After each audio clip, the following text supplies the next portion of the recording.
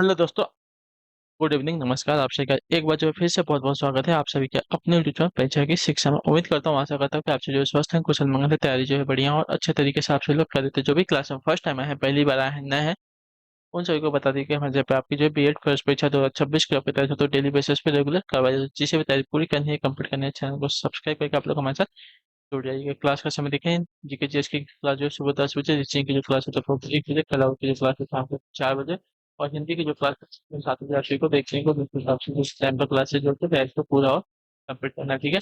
नीचे डिस्क्रिप्शन आपको Instagram Telegram से लिंक देगा, इंस्टाग्राम फॉलो करना, टेलीग्राम से हो जाएगा। टेलीग्राम से डेली बेसिस क्लास का अपडेट, एग्जाम का अपडेट, पीडीएफ वगैरह आपको देखने को मिल जाएगा। तो आप लोग जो है टेलीग्राम से को ज्वाइन करेंगे, ठीक है। चलिए क्लास से स्टार्ट करें बिना किसी तरीके एक एक क्वेश्चन आपके एग्जाम के लिए बहुत है, ध्यान से एक एक क्वेश्चन को देखिएगा, समझिएगा, फिर उसका उत्तर देने की कोशिश करिए ताकि आगे बढ़े, ठीक।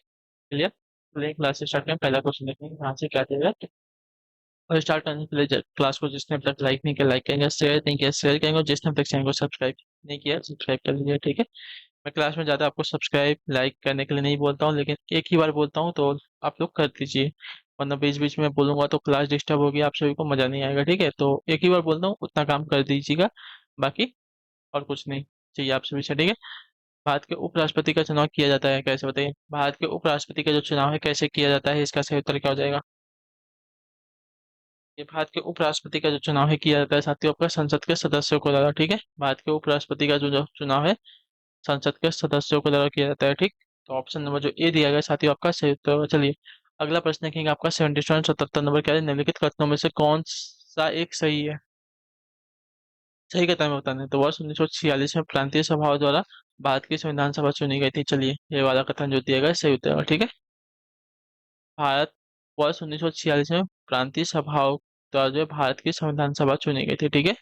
ये वाला कथन आपका राइट हो जाएगा। चलिए 78 नंबर पे ध्यान से बताइएगा। राइट आंसर, भारत के प्रत्येक नागरिक का कर्तव्य होगा प्राकृतिक पर्यावरण का संरक्षण व सुधार।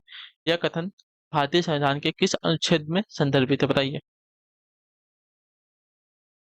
भारत के प्रत्येक नागरिक का कर्तव्य होगा प्राकृतिक पर्यावरण का संरक्षण व सुधार। यह कथन जो है भारतीय संविधान के किस अनुच्छेद में संदर्भित है। तो यह आपका संदर्भित है साथियों हमारा अनुच्छेद 48 ए में, ठीक है, याद रखेंगे। तो ऑप्शन जो का ए दिया गया है राइट आंसर। भारत के प्रत्येक नागरिक का कर्तव्य होगा प्राकृतिक पर्यावरण व संरक्षण व सुधार। यह कथन जो है भारतीय संविधान के अनुच्छेद 48 ए में संदर्भित है, ठीक है।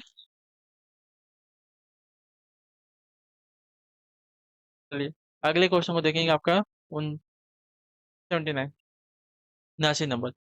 संविधान में भारत को किस प्रकार वर्णित किया गया, बताइए। संविधान में भारत को किस प्रकार जो है वर्णित किया गया है। संविधान में भारत को वर्णित किया गया है एक राज्यों का संघ, ठीक है। भारत में संविधान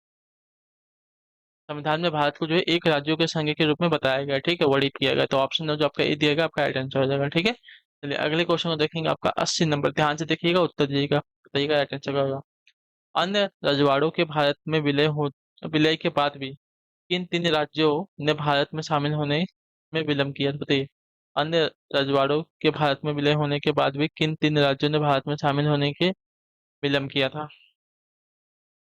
तो इसका राइट आंसर होती है जूनागढ़, हैदराबाद तथा जम्मू कश्मीर, ठीक है। ऑप्शन जो कभी दिएगा आपका राइट आंसर, अन्य रजवाड़ों के भारत में विलय होने के बाद भी जूनागढ़, हैदराबाद तथा जम्मू कश्मीर भारत में शामिल होने में क्या किए थे, विलंब किए थे, लेट किए थे, ठीक है।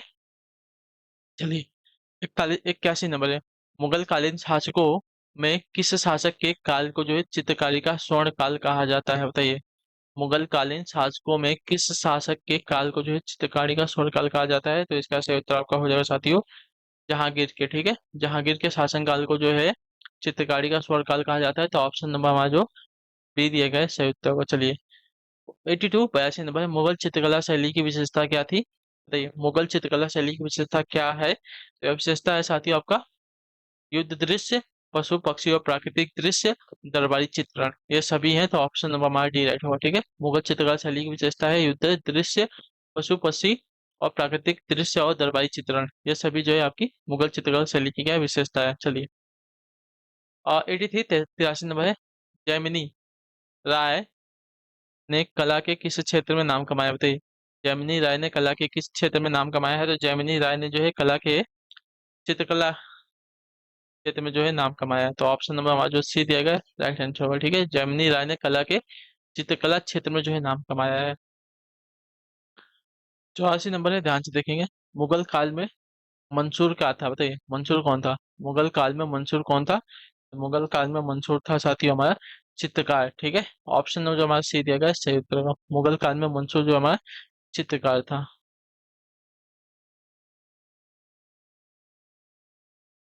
कांगड़ा चित्रकला शैली का संबंध किस राज्य से है। कांगड़ा चित्रकला शैली का जो संबंध है किस राज्य से है, तो कांगड़ा चित्रकला शैली का जो संबंध है साथियों, हिमाचल प्रदेश से, ठीक है। कांगड़ा चित्रकला शैली का जो संबंध है आपका हिमाचल प्रदेश से। ऑप्शन नंबर हमारा बी राइट है। 86 86 नंबर, ध्यान से देखेंगे। निम्न विचारकों में से किसको निम्न विचारकों में से किसके द्वारा जो है सप्तांग सिद्धांत का प्रतिपादन किया गया, तो बताइए निम्न विचारकों में से किसके द्वारा जो है सप्तांग सिद्धांत का प्रतिपादन किया गया था, तो इसका सही उत्तर आपका हो जाएगा साथियों कौटिल्य के द्वारा, ठीक है। ऑप्शन नंबर जो डी दिया गया राइट आंसर। कौटिल्य के द्वारा जो है सप्तांग सिद्धांत का प्रतिपादन किया गया था, ऑप्शन नंबर हमारा डी सही उत्तर हो जाएगा। चलिए 87 शक्ति होने से हमारा अर्थ व्यक्तियों के व्यवहार को नियंत्रित करने नियमित करने या निर्देशित करने की क्षमता है, यह किसका कथन है। शक्ति होने से हमारा अर्थ जो है व्यक्तियों के व्यवहार को नियंत्रित करने नियमित करने या निर्देशित करने की क्षमता है, यह कथन किसका है, तो यह कथन जो है साथियों है काइवर का है, ठीक है। तो ऑप्शन नंबर हमारा जो सी दिया गया सही उत्तर हो जाएगा। क्लियर। चलिए अगले क्वेश्चन को देखेंगे। आपका 88 नंबर बताइएगा सही उत्तर क्या होगा, ठीक है। क्या दिया गया है? भारतीय संविधान में मौलिक अधिकारों का वर्णन किस भाग में, बताइए भारतीय संविधान में मौलिक अधिकारों का जो वर्णन है किस भाग में है। ये जो है भाग 3 में है, ठीक है, याद रखेंगे। भारतीय संविधान में मौलिक अधिकारों का जो वर्णन है भाग 3 में है। भाग 4 में आपके भारत के निधि निर्देशक तत्व दिए गए हैं, ठीक है। चलिए 89 89 नंबर, समाजवादी धर्मनिरपेक्षता और अखंडता शब्द जो है भारतीय संविधान की प्रस्तावना में किस संविधान संशोधन द्वारा जोड़े गए, बताइए। बताइए इसका सही उत्तर करो। संविधान समाजवादी धर्मनिरपेक्ष और अखंडता शब्द जो है भारतीय संविधान की प्रस्तावना में किस संविधान संशोधन द्वारा जो है जोड़े गए, तो इसका सही उत्तर आपका हो जाएगा साथियों 42वें संविधान संशोधन के द्वारा, ठीक है। तो ऑप्शन नंबर हमारा जो बी दिया गया राइट आंसर होगा, ठीक है। क्लियर सभी को। चलिए अगले क्वेश्चन को देखेंगे। क्या दिया गया है आपका 90 नंबर, ध्यान से देखिएगा। बताएगा संविधान सभा में सभी निर्णय किस आधार पर लिए गए, बताइए संविधान सभा में सभी निर्णय जो है किस आधार पर लिए गए, तो सहमति और समायोजन के, ठीक है। ऑप्शन नंबर हमारा जो सी दिया गया राइट आंसर होगा। संविधान सभा में सभी निर्णय जो है सहमति और समायोजन पर लिए गए थे, ठीक है। तो ऑप्शन नंबर हमारा सी जो दिया गया साथियों आपका सही उत्तर होगा। चलिए 91 91 महाभारत युद्ध के कौन से दिन जो है पितामह भीष्म सरसैया को प्राप्त हुए थे, बताइए महाभारत युद्ध के कौन से दिन जो है भाई पितामह भीष्म जो है सरसैया को प्राप्त हुए थे, तो आपका सही उत्तर हो जाएगा 10वें दिन, ठीक है। और ये युद्ध जो है 18 दिन तक चला था, ठीक है। महाभारत का युद्ध जो 18 दिन तक चला था और 10वें दिन जो है भीष्म पितामह सरसैया को प्राप्त हुए थे। चलिए 92 नंबर है। निम्न में से कौन अर्जुन के पुत्र इरावत की माता थी, ठीक है। निम्न में से कौन जो अर्जुन के पुत्र इरावत की माता थी, तो इसका सही उत्तर हो जाएगा उलूपी, ठीक है। ऑप्शन नंबर जो ये दिया गया आपका राइट आंसर होगा। उलूपी जो है अर्जुन के पुत्र इरावत की माता थी। इसके बारे में मुझे थोड़ा सा देखना पड़ेगा, बताऊंगा इसके बारे में आप सभी को। 93 किष्किंधा से बाली द्वारा निष्कासित किए जाने के बाद सुग्रीव जो है कहाँ रहने लगे थे, बताइए किष्किंधा से बाली द्वारा निष्कासित किए जाने पर जो है सुग्रीव जो है कहाँ रहने लगे थे, बताइए। रामायण का क्वेश्चन है तो इसका सही उत्तर हो जाएगा साथियों स्म्युक पर्वत पर, ठीक है। स्म्युक पर्वत पर जो है सुग्रीव रहने लगे थे पाली द्वारा किष्किंधा से निष्कासित होने पर। चलिए 94 में जटायु की माता का नाम क्या था, तो जटायु की माता का नाम अगर देखा जाएगा तो आपका राइट है सैनी, ठीक है। जटायु की माता का नाम सैनी था। ऑप्शन नंबर हमारा ए जो देगा साथियों आपका सही उत्तर होगा। चलिए अगला प्रश्न है आपका 95। विभीषण की पत्नी का नाम क्या था, बताइए विभीषण की पत्नी का नाम क्या था,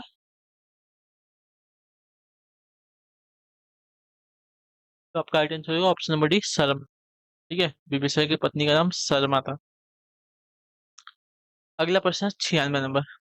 देखिए कुछ भी गलत होगा हम लोग नीचे कमेंट करके बिंदास बता देंगे आप सभी लोग, ठीक है। निम्नलिखित में से कौन सा युग्म आपका सही है? कौन सा युग्म आपका सही है? तो सही युग्म जो दिया गया यहाँ पे, मनुष्य का प्राकृतिक अधिकार होता है, लॉक। ठीक है, यह कथन जो है लॉक का है, मनुष्य का प्राकृतिक अधिकार है। ये जो है कथन लॉक का है, ठीक है। जो अगला कथन ये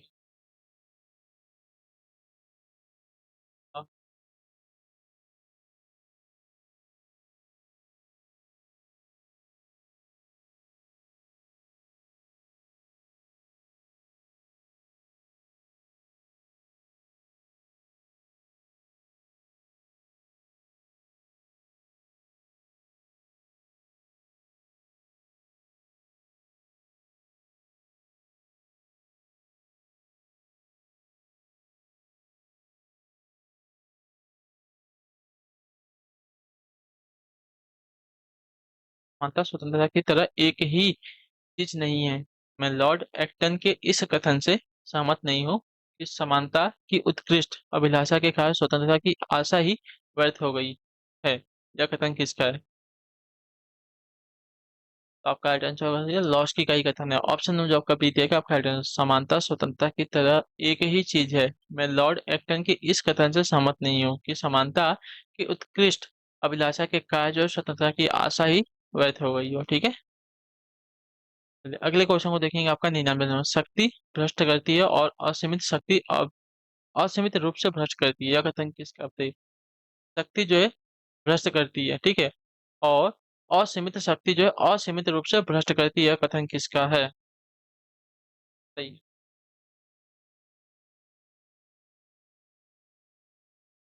तो इसका सही उत्तर हो जाती है, यह कथन जो है लॉर्ड एक्टन का है। तो ऑप्शन नंबर जो आपका ए दिया गया साथियों, आपका राइट आंसर होगा, ठीक है। क्लियर सभी को?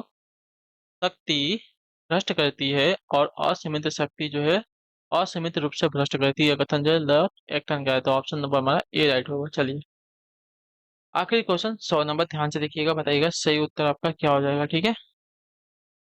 भारतीय संसद के दोनों सदनों की संयुक्त बैठक किस संबंध में आहूत होती है?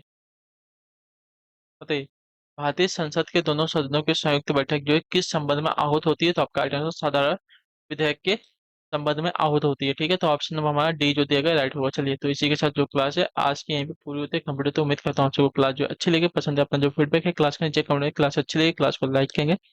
अपना रिवीजन प्रैक्टिस आप लोग जारी रखेंगे। बाकी अगर आपका कोई डाउट, कोई क्वेश्चन, कोई क्वेरी रहता है तो आप लोग नीचे कमेंट करके हमें पूछ सकते हैं, ठीक है। तो चलिए, आपसे मिलते हैं आपके अगली क्लास में। तब तक के लिए टाटा बाय बाय, जय हिंद जय भारत। आपसे क्लास से जुड़ने के लिए बहुत बहुत ही धन्यवाद साथी।